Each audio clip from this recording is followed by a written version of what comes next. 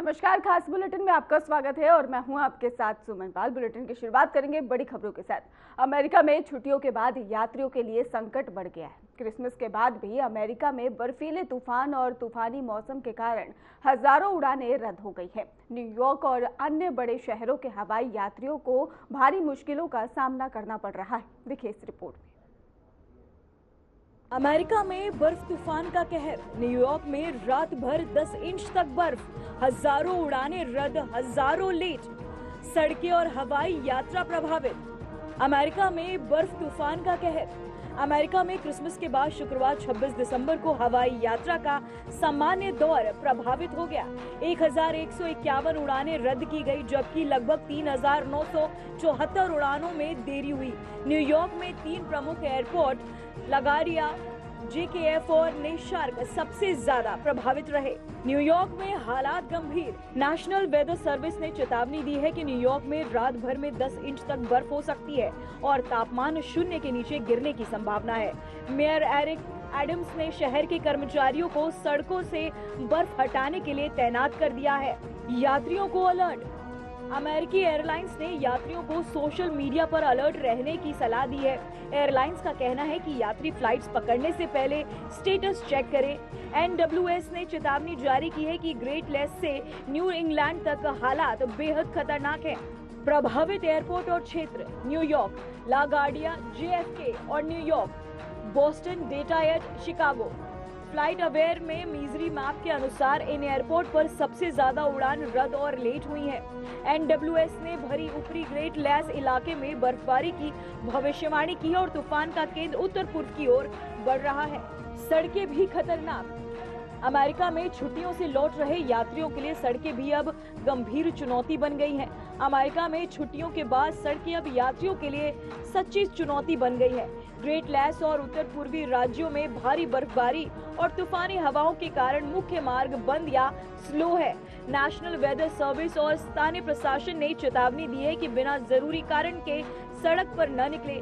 शहरों में बर्फ हटाने के लिए मशीनरी और कर्मचारी तैनात है, लेकिन फिर भी यात्रियों को सावधानी बरतने, गति धीमी रखने और मौसम की जानकारी लेने की सलाह दी गई है।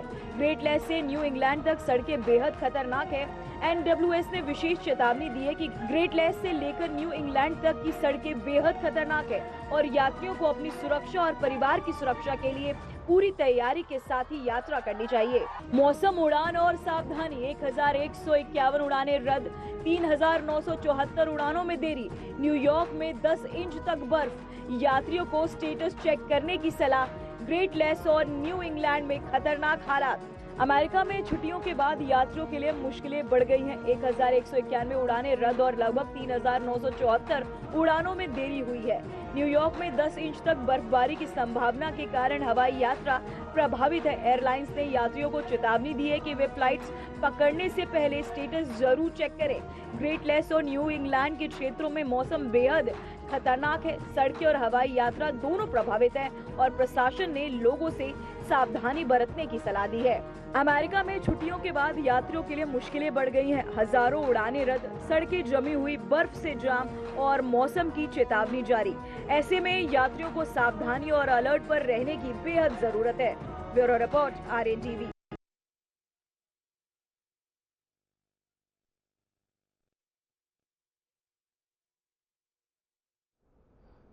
तो व्यापार मेले में मोहन यादव क्या कुछ कह रहे हैं, चलिए सीधे लिए चलते हैं।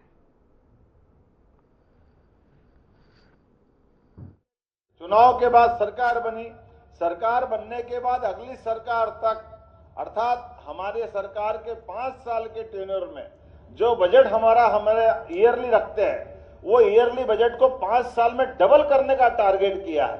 ये राज्य की विकास की अपनी अवधारणा है।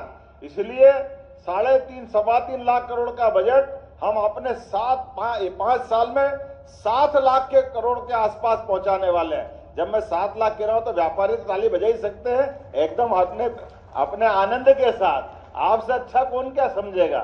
इसलिए एक नहीं, तमाम प्रकार के प्रयास कर रहे हैं कि हर एक कोई यहाँ राज्य में व्यापार करने वाला, व्यवसाय करने वाला, उद्योग धंधे के अलावा भी कोई आज अपने युवा नौकरी मांगने आए, हम उसको नौकरी भी दे रहे हैं। लेकिन इसके पहले एक और बात भी कह रहे हैं कि आप नौकरी मांगने वाले नहीं, नौकरी देने वाले बनो, ये हमारी सबकी इच्छा है। इस प्रबंधन में हमको लगने की आवश्यकता है, क्योंकि ये बहुत सीधा गणित है।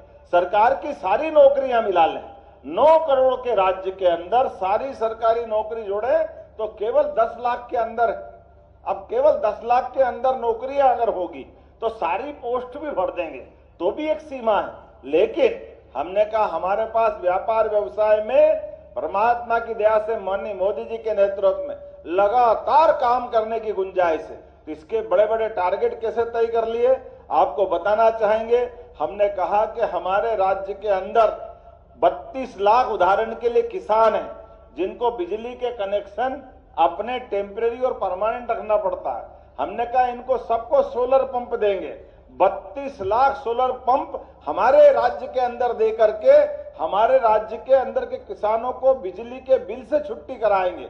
क्योंकि ये बात सही है कि बिजली का बिल आप अंदाज लगा लो, एक बिजली का 5 हार्स पावर का पंप हम जिस किसान को देते हैं, आप तो व्यापार के लोग, आप तुरंत समझ लोगे, उसमें केवल किसान से 7,500 रुपया हम लेते हैं और किसान को सब्सिडी कितनी देते हैं 53,000 की। 60,000 में वो पंप पड़ता हमको, ऐसे में 53,000 रुपया तो आज दे रहे हैं। आने वाले समय में 53 से 60 होगा, 70 होगा, 1 लाख जाएगा, तो ये कब तक बढ़ता जाएगा। और इसके बलबूते पे राज्य के बजट के ऊपर हमारा लगभग 30,000 करोड़ रुपया सब मिला के सब्सिडी का जाता है। हमने इसमें फार्मूला लगाया, एक काम करो, किसान को हम सोलर पंप दे दें अपनी तरफ से और केवल 10% उससे लेंगे और 90% पूरा अनुदान दे देंगे। इसका बदला क्या आएगा कि 30,000 करोड़ की सब्सिडी हमको बचेगी। किसान घर में खुद फ्री में बिजली बनाएगा और केवल बिजली नहीं बनाएगा, वो अपने पंप पे भी चलाएगा, घर की भी जला लेगा और मौका पड़ेगा तो आटा चक्की वगैरह छोटा मोटा व्यापार करना चाहे वो भी कर लेगा। तो आम के आम गुठली के दाम हुए कि नहीं हुए, जरा आप आनंद के साथ जरा प्रशंसा तो करो। इस तरह से इतना ही नहीं, सभी क्षेत्रों में जब मैं आपसे बात कर रहा हूं तो आज प्रधानमंत्री नरेंद्र मोदी ने राष्ट्रीय बाल पुरस्कार विजेताओं और युवा प्रतिभाओं से वार्ता कर उनकी उपलब्धियों और सेवा भावना और प्रतिभा की सराहना की है। फिरोजपुर के श्रवण सिंह ने ही ऑपरेशन सिंदूर में भारतीय जवानों की निस्वार्थ सेवा का अनुभव साझा किया, जिस पर प्रधानमंत्री ने उनकी देशभक्ति को प्रेरणादायक बताया। पैरा एथलीट और अंडर 20 एशियाई पदक विजेता कुमारी ही बताया गया कि अपने खेल सफर पर चर्चा की है और जिसे प्रधानमंत्री ने युवाओं के लिए प्रेरणा बताया। और युवा शतरंज विश्व चैंपियनों से ही संवाद के दौरान ही एस्थर लाल दुहावनी हनामते की मधुर गायन प्रस्तुति ने ही सभी को मंत्रमुग्ध कर दिया। प्रधानमंत्री ने कहा कि ऐसे प्रतिभाशाली युवा भारत का उज्जवल भविष्य है।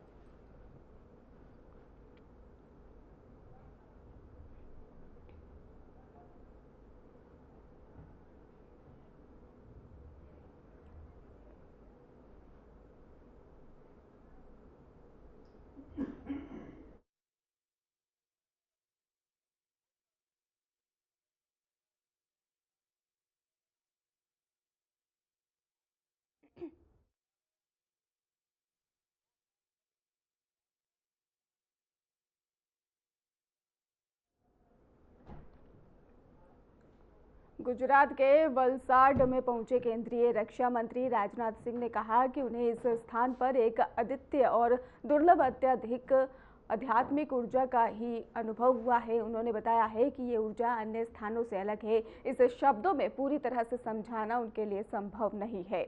मंत्री ने इसे आध्यात्मिक वाइब बताते हुए कहा कि यह अनुभव बेहद विशेष और शांतिदायक है।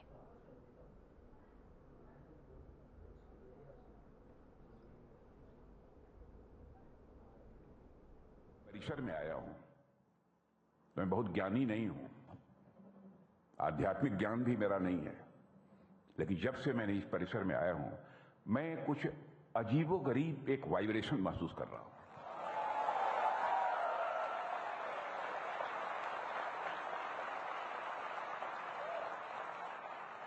वो वाइब्रेशन कुछ डिफरेंट है। मुझसे कहे कि किस प्रकार का वाइब्रेशन है, इसको डिफाइन करिए, इसको एक्सप्लेन करिए। तो मेरे जैसे छोटे व्यक्ति के द्वारा इसको एक्सप्लेन नहीं किया जा सकता, ऐसा वाइब्रेशन है। सामान्य भाषा में भी मुझे कहना हो तो मैं कह सकता हूं कि यहां का वाइब्रेशन आध्यात्मिक है, स्पिरिचुअल है। अब आप कहेंगे कि आध्यात्मिक और स्पिरिचुअल क्या होता है। मैं जानता हूं कि आप सब ज्ञानी लोग बैठे हैं।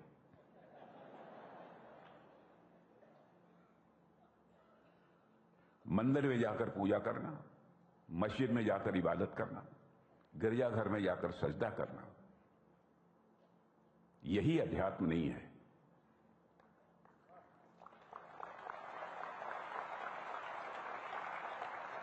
मेरे जैसा अदना सा व्यक्ति तो यह मानता है कि मन का एलिवेशन, मन का उन्मन होना, मन का बड़ा होना, यही अध्यात्म है।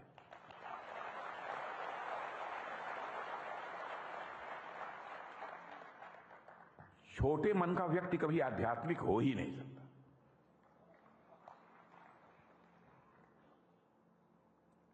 परम पूज्य गुरुदेव जी जो रहे हैं, जिनके कृपा से आज इतना बड़ा विस्तार इस केंद्र का हम देख रहे हैं, और जिनके आशीर्वाद से, पूज्य गुरुदेव श्री राकेश जी के आशीर्वाद से जो संस्था चल रही है, कल्पना करिए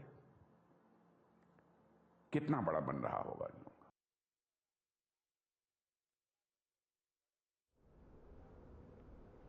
हरियाणा के मुख्यमंत्री नायब सिंह सैनी ने Haryana high power workers purchase committee यानी कि HPWPC की बैठक की अध्यक्षता की।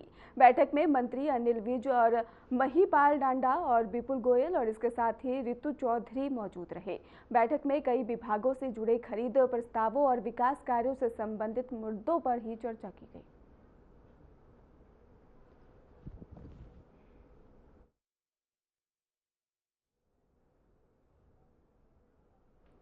मुख्यमंत्री योगी आदित्यनाथ ने माघ मेले की तैयारियों को लेकर एक उच्च स्तरीय समीक्षा बैठक की। बैठक में मेला क्षेत्र की व्यवस्थाओं, सुरक्षा इंतजामों और यातायात प्रबंधन, स्वच्छता और स्वास्थ्य सुविधाओं और श्रद्धालुओं की सुविधाओं पर विस्तृत चर्चा की गई है। मुख्यमंत्री ने अधिकारियों को निर्देश दिए हैं कि माघ मेले में आने वाले श्रद्धालुओं को किसी भी प्रकार की असुविधा न हो और सभी व्यवस्थाएं समयबद्ध और सुचारू रूप से पूरी की जाए।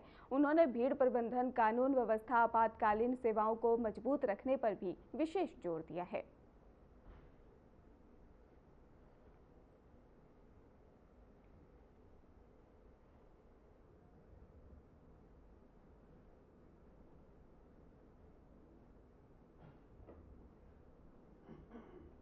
कांग्रेस के राष्ट्रीय अध्यक्ष मल्लिकार्जुन खड़गे ने कहा है कि महात्मा गांधी राष्ट्रीय ग्रामीण रोजगार गारंटी अधिनियम ने ग्रामीणों को सशक्त बनाया। इसके कारण ग्रामीणों का पलायन कम हुआ और गांव में बुनियादी ढांचा और पर्यावरण संरक्षण मजबूत हुआ। उन्होंने बताया कि लोग अपने गांव में ही रहकर छोटे छोटे खेतों में खेती करके आजीविका कमाते हैं। जब उन्हें दैनिक मजदूरी का काम नहीं मिलता तो वे NREGA योजना के तहत ही रोजगार प्राप्त करते हैं। सशक्त किया, पलायन रुका, गांव में बुनियादी ढांचा और पर्यावरण संरक्षण मजबूत हुआ। मैं ये कहीं बता रहा हूं कि अपने ही गांव में रह के जो छोटी मोटी खेती भी अगर उनकी होती है तो उसकी भी वो एक तरफ काश्त करके उसका लाभ उठाते थे और दूसरी तरफ उनको जब मजदूरी नहीं मिलता था तब वो लोग नरेगा के स्कीम के तहत वो काम पे भी जाते थे। लेकिन ये सरकार गरीबों का हक छीनने में बहुत उन्होंने प्रयास किया है और इससे देहातों में ही नहीं, जो लोग इस पर निर्भर थे वो सब लोग आज बहुत गुस्से में हैं और इसका वो गुस्सा जो है इनके ऊपर बहुत भारी पड़ेगा। जैसा कि किसानों के 3 काले कानून थे उसको रद्द करने के लिए जो किसानों ने लड़ाई लड़ी, हमने लड़ाई लड़ी और जो पार्लियामेंट में राहुल गांधी जी, हम सभी लोग इवन अपोजिशन पार्टी के लोग भी हमारे साथ आए, लड़े, उसी लिए उनको वापस लेना पड़ा और किसान भी भारी आंदोलन करे। उसका ये एक नमूना आपके सामने पेश कर रहा हूँ। इसीलिए श्रमिकों की मजदूरी का 100% भुगतान केंद्र सरकार करता था, यानी 90% सेंट्रल गवर्नमेंट देती थी, 10% स्टेट गवर्नमेंट। आज वो 60% सेंट्रल गवर्नमेंट और 40% स्टेट गवर्नमेंट। इसका मतलब है कि स्टेट गवर्नमेंट पे भारी बोझा, आर्थिक बोझा उसके ऊपर पड़ेगा।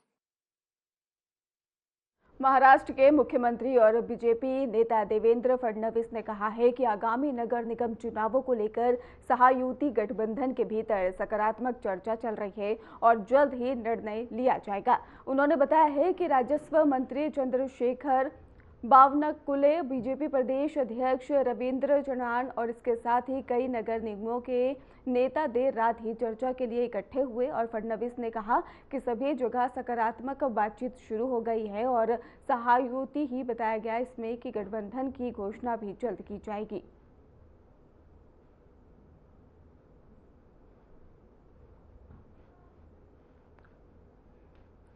दिल्ली के मुख्यमंत्री रेखा गुप्ता ने पीतमपुरा इलाके में नई अटल कैंटीन का उद्घाटन किया। इस अवसर पर मुख्यमंत्री ने कहा कि यह कैंटीन लोगों को स्वच्छ स्वास्थ्य और वर्धन और इसके साथ ही किफायती भोजन जो है उपलब्ध कराएगी। उद्घाटन के दौरान ही स्थानीय नागरिकों और अधिकारियों ने भी भाग लिया।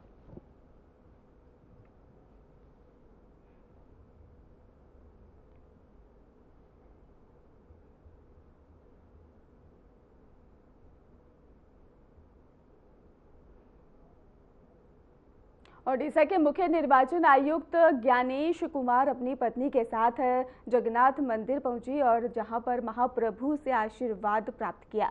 उन्होंने मंदिर में ही जाकर शांतिपूर्ण और शुभ कार्यों की प्रार्थना की। इस दौरान ही उन्होंने भक्तिमय वातावरण का अनुभव किया और अपनी यात्रा को यादगार बताया।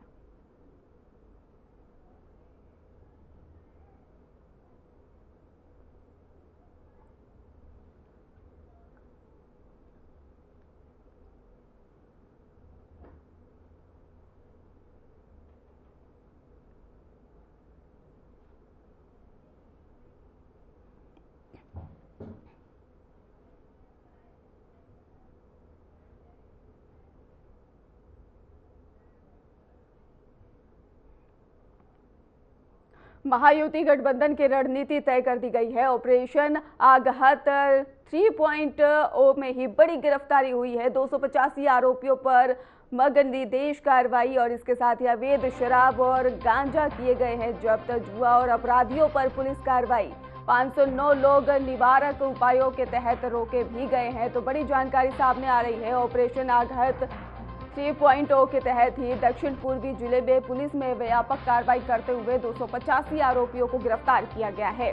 निवारक कार्रवाई में ही 504 लोग रोके गए और 116 बदमाश पकड़े गए हैं। वहीं अवैध शराब, गांजा, हथियार और जुआ में ही 2,30,990 जब्त किए गए हैं। 231 दोपहिया और एक 4 पहिया वाहन भी बरामद हुए हैं। वहीं पर डीसीपी हेमंत तिवारी ने बताया है कि यह अभियान अपराध नियंत्रण के लिए लगातार जारी रहेगा। तो बड़ी जानकारी सामने आ रही है, जहां पर महायुति गठबंधन की रणनीति तय कर दी गई है। ऑपरेशन आगहत 3.0 के तहत ये कार्रवाई की गई। तो चलिए रुक करते अगली खबर की ओर, जहां पर हिमाचल प्रदेश के शिमला में ही आरडीए ने हड़ताल शुरू कर दी है। डॉक्टरों का कहना है कि वायरल जो है वो वीडियो विवाद को लेकर ही सीनियर रेजिडेंट डॉक्टर की बर्खास्तगी को लेकर वापस लिया गया है। उन्होंने प्रशासन से अपील की है कि इस मामले में न्याय संगत निर्णय लिया जाए और इसके साथ ही उनके साथ ही डॉक्टर को बहाल किया जाए।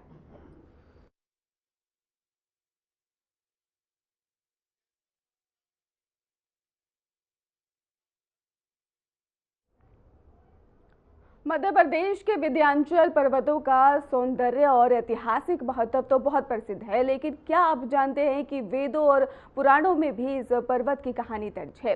रीवा से जुड़े इस पर्वत के झुकाव की पौराणिक कथा और सदियों से लोगों के लिए आकर्षण का केंद्र रही है। देखिए इस खास रिपोर्ट में। विंध्याचल पर्वत मध्य प्रदेश के रीवा जिले में स्थित अपने प्राकृतिक सौंदर्य और धार्मिक महत्व के लिए प्रसिद्ध है, लेकिन इसका झुकाव केवल भूगोल या प्रकृति का परिणाम नहीं है, बल्कि इसके पीछे पौराणिक कथा और धार्मिक कारण भी है। पुराणों के अनुसार विंध्य पर्वत पहले अत्यंत ऊंचा और सीधा खड़ा था। देवताओं ने इसे देखकर महसूस किया कि ये पृथ्वी पर अपने आकार और शक्ति से अन्य स्थलों को बाधित कर रहा है। तभी उन्होंने इसे तोड़ा, झुकने का आदेश दिया। वेदों और महाभारत में भी इसका उल्लेख मिलता है। कहा जाता है कि पर्वत ने भगवान कार्तिकेय और अन्य देवताओं की आज्ञा का पालन करते हुए धीरे धीरे झुकाव अपनाया। इससे रीवा और आसपास के क्षेत्रों में संतुलन बना और धार्मिक स्थलों के निर्माण के लिए जगह उपलब्ध हुई। स्थानीय लोक गाथाओं में कहा जाता है कि ये झुकाव पर्वत की श्रद्धा और भक्ति के कारण हुआ, ताकि धार्मिक स्थलों और तीर्थों के लिए स्थल बन सके। यही कारण है कि विंध्याचल क्षेत्र में कई प्राचीन मंदिर और तीर्थ मौजूद हैं, जो आज भी हजारों श्रद्धालुओं के लिए आकर्षण का केंद्र हैं। पहले अत्यंत ऊंचा और सीधा, देवताओं के आदेश से झुका। लोक कथा, पर्वत ने भक्ति और श्रद्धा से झुकाव अपनाया। धार्मिक स्थलों और तीर्थों के लिए जगह उपलब्ध। भौगोलिक महत्व, नदियों का मार्ग और भूमि संतुलन, धार्मिक पर्यटन का केंद्र, हजारों श्रद्धालुओं और पर्यटक, प्रकृति, संस्कृति और इतिहास का अद्भुत संगम। स्थानीय विद्वानों का कहना है कि यह झुकाव केवल पौराणिक नहीं है, बल्कि भौगोलिक अध्ययन भी दर्ज है। पर्वत के झुकाव से नदियों का मार्ग बना और कृषि योग्य भूमि का संतुलन बना। इस प्रकार ये कथा प्रकृति और मानव जीवन के अविच्छेद्य संबंध को दर्शाती है। लोक कथाओं में इसे धरती का संरक्षक और धर्म का प्रतीक कहा जाता है। विंध्याचल पर्वत का ये झुकाव हमें ये सिखाता है कि धर्म, इतिहास और प्रकृति हमेशा जुड़े हुए होते हैं। रीवा जिले में स्थित विंध्याचल पर्वत धार्मिक पर्यटन का भी केंद्र है। यहाँ हर साल हजारों श्रद्धालु पर्यटन करने आते हैं। प्राकृतिक सौंदर्य, प्राचीन मंदिर और पौराणिक कथाएं इसे एक अद्भुत स्थल बनाती हैं। यहाँ की यात्रा आपको सिर्फ प्रकृति के दृश्य नहीं दिखाती, बल्कि इतिहास, संस्कृति और लोक कथाओं से भी रूबरू कराती है। विंध्याचल पर्वत की अद्भुत कहानी हमें ये याद दिलाती है कि प्रकृति और संस्कृति का मेल ही हमारी असली धरोहर है। रीवा का ये पर्वत न केवल धार्मिक दृष्टि से महत्वपूर्ण है, बल्कि इसके झुकाव की कथा सदियों से लोगों के लिए प्रेरणा और रहस्य का स्रोत रही है।